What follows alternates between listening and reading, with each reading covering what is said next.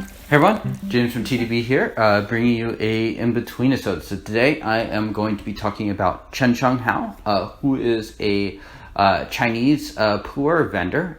So surprise, surprise, they're going to be talking about more Pu'erh. So they are a Pu'erh vendor, and they sort of bridge the gap between being, they're not exactly like your Menghai or your Shaguan. They try to be a little bit higher end than that, but they're also producing tea at a pretty high scale. They're doing some pretty big blends. They're probably most famous or notorious for locking down the Lao Banjiang area and having a contract that has expired quite a while ago. So they're really known for their Menghai area teas, specifically the Lao Banjiang. They also make some Yiwu teas, they make some ripe teas. But they have recently set up a online storefront. Maybe they're an actual storefront too, in Vancouver, British Columbia. So that's in Canada. Like many nice things, many tea-related things, it is there, and they ship to North America. So it's an easy place to get some samples to try. They've also been available throughout the years through, of course, Taobao, King Tmall, Yunnan Sourcing. I think they're still available at those places. So you can really get this brand a lot of different places, but they have a specific site, and I'm not sure if it's if it's Chensheng Hao themselves or if it's a retailer sort of on their own that's selling their teas and has a contract with them. But yeah, access to their teas is easier than ever now. So I think they're definitely something that if you are a Pu'erh person, you're probably going to end up trying, and I think they're worth trying. The tea they sell is fairly young. They're pressing tea every year. They have a couple of big blends that they do. Denny and I brought on the Ehao blend to a normal episode, which is one I think we both enjoyed. And I'm going to be bringing on the Bawang blend later on into this episode, as well as the Zodiac ripe that they sent me. So yeah, little bit more about the brand. It's often also seen as sort of an investment vehicle too. It's really well known. They have a lot of retail locations all throughout China. So it's a brand that definitely has some resale value in China. Not that that's necessarily a great reason for a tea drinker such as myself to buy it, but just something worth noting about the brand. And they do have some really, really high-end teas that they do make. I've liked their Naka throughout the years. Might bring that one on at some point. But yeah, going to be talking about both of these teas in the episode. So stay tuned. Okay, so filming the Bawang. So this tea is one of the blends that Chensheng Hao is making every year, as far as I can tell. At least there's a bunch of different years on the website. I think it translates on their website to something like Emperor. It's labeled Bawang, which is not to be confused with the Bawang ripe that Scott makes. Although I wouldn't be surprised if there's some similar bitter material in both of these. I think this sort of fits into the Chensheng Hao sweet spot, where it's a Menghai area blend, at least I think it is, which is where they press a ton of their tea, so it's not like a sort of offshoot where they're making like an Yiwu tea all of a sudden. This is right sort of in their wheelhouse. It's a blend. I tend to like blends. I think they are probably a good bet on just picking your horses to age. And I also like this tea because it has some good bite. So this, as well as the Ehao, which Denny and I brought on to a normal episode, sort of represent sort of that $100-ish blends. And Chensheng Hao does make a lot of tea that is more expensive than this. They do also make some that is less expensive than this. So I think this falls sort of in the middle, and I think is probably a good example of just what the sort of tea that Chensheng Hao is trying to make in sort of making these higher end sort of factory type teas, or they might prefer to think of it as a little boutique. I think it does sort of straddle a line where it's not as easily defined as a factory like Menghai or Shaguan, or a boutique label like Bian Hao, Chenyuan Hao. I mean, those vendors are making much fewer tea than an operation like Chensheng Hao. So I guess maybe the right way to think about it is more of a fancy factory. So I have seat number 3 and 4, just had 1 and 2 on camera. This is the 2018 version. And I do think this is one of the teas worth sampling. Strong, really robust aroma. Earlier it had a lot more sweet notes in there. This time it's more, yeah, a lot of resin, a lot of hay, just really strong, pretty strong aroma just overall. And let's take a sip.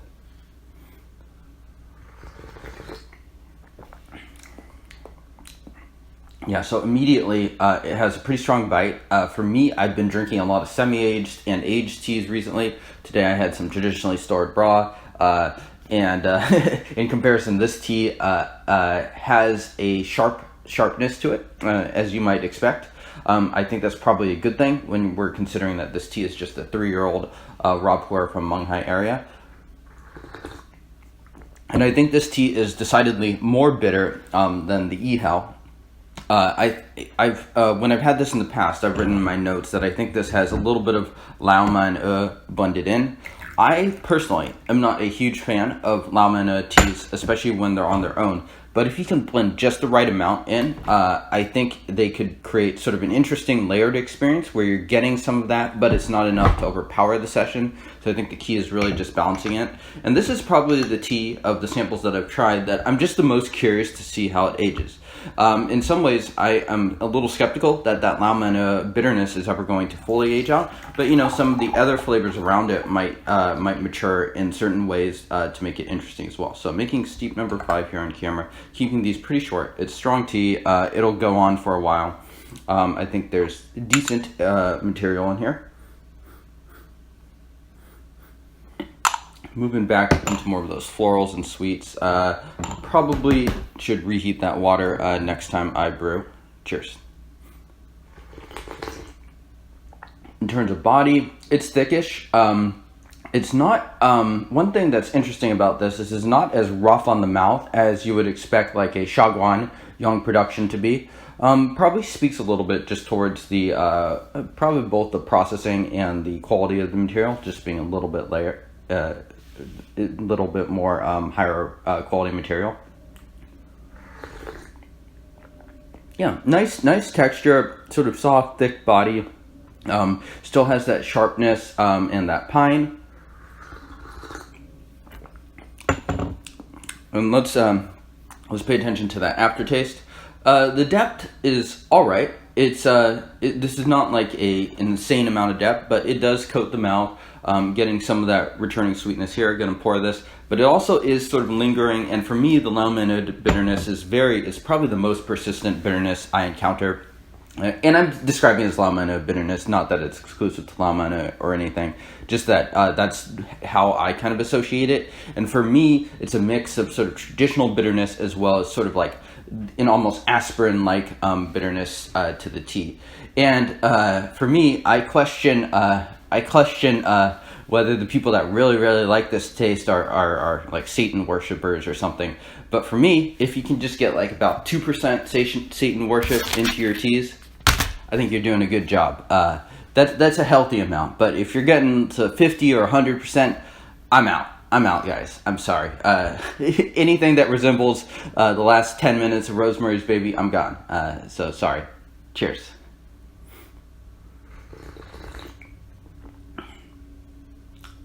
Yeah, so still strong, still got that bitterness there, resinous. Curious to see how this steeps out throughout the day. It's too bad that these episodes are just sort of a snapshot into the tea.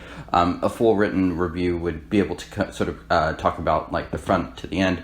You know, sometimes these teas take a little bit to get going. This one was bitter from steep 1. I'd say the bitterness has just continued to build.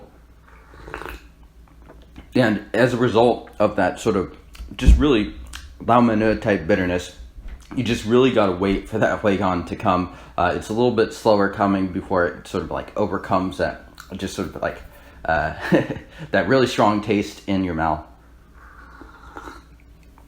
All right. So yeah, I think this one's definitely well worth sampling. See if it floats your boat. I think it's also going to be a really interesting tea to age. I don't know exactly how it aged, especially compared to something like a Munghai production, but I think it'd be interesting. I think there's some decent quality material in here, and they are clearly doing something. I don't know that I've ever encountered that sort of strength, for instance, in a different factory production like a Munghai Tea Factory or a Shagwan one.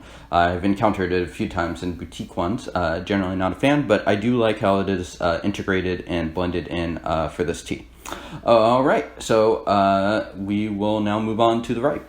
All right, so you all know the drill. Drinking this in the blue pot, which is what I have for my ripe. Had some over the morning with my wife, so going to be drinking this tea.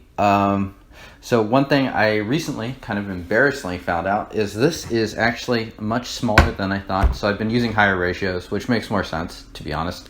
It is, I believe, 170 or is it 175 milliliters.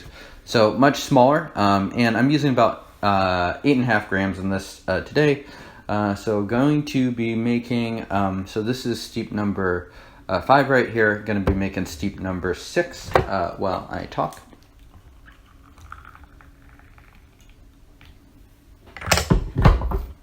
So this is the Zodiac ripe. It's a ripe that they make every year. They're not necessarily very well known for the ripe, but you know, Dai, Munghai County, where Dai and both Chensheng Hao press tea, is pretty famous for having a lot of the ripe tea there. So, cheers. So I wouldn't be surprised if this is some sort of a Munghai area blend.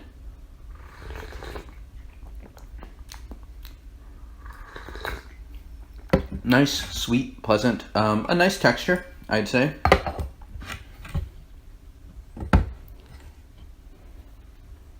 Cheers.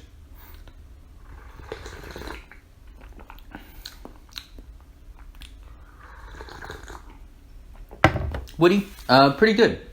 Yeah, not bad. Sort of in that sweet, woody, cocoa, creamy notes. I mean, those are so many familiar ripe pour notes, so I apologize for not really distinguishing this tea in that way. But, you know, it is what it is. I recently filmed an episode talking about all the diversity within raw pour. And within ripe, you know, there's not quite so much.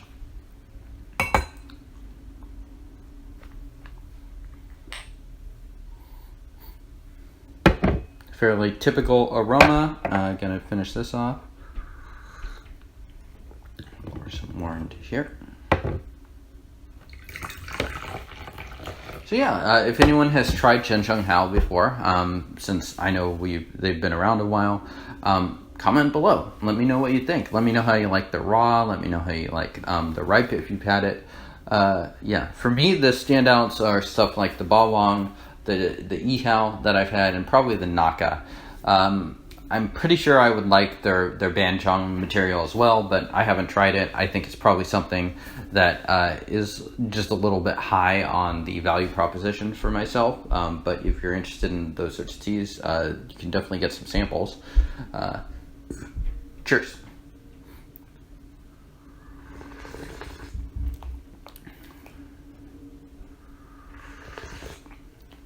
Yeah, texturally, it has just a small amount of that sort of silky thing going on.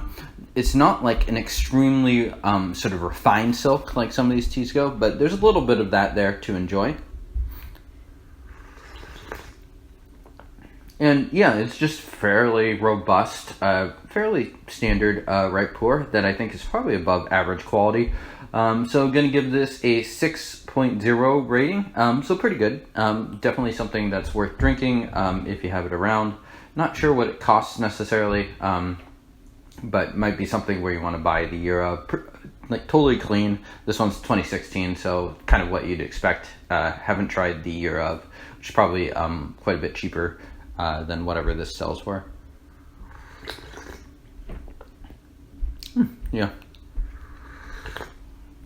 So there's some nice, like, almost like slight syrup-ness to this one too. So liking this one a little bit more, pushed harder.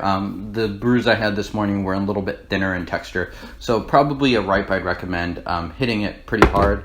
Looking from the leaves, looks like pretty standard fermentation. So not particularly light or heavy from what I can tell.